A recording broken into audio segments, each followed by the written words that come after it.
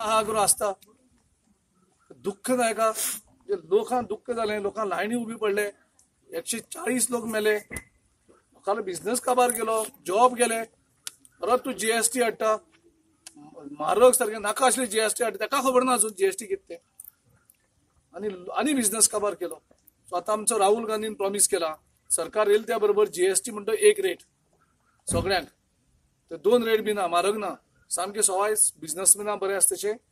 आनी जीएसटीचो 1 शेअर पंचायतीक आनी पेट्रोल आनी डिझल जीएसटी येतले, म्हणजे जे 211% डिझलाचे टॅक्स असते बी काय ना. सो अश्यो कितल्योश्योच स्किमी आमी हाडल्यात. तेंच्या हांव चड उलयना, तेंचे उलयले सगळ्यांनी आनी सगळ्यांक खबर आसा, तुमकां कांय सांगपाना. तो फुटींग म्हणून हरशीं म्हणटा चायवालो, जे स्टेशन केन्नाच जाल्लें नाशिल्लें त्या टायमार, तो चलता भुरगो आशिल्लो तेन्ना, त्या स्टेशनार आनी चाय विकल्या. स्टेशन जावंकूच ना, बेश्टी जमीन आशिल्ली, तितून ताणें चाय विकल्या. थोडे लोक ते खरें म्हणटात.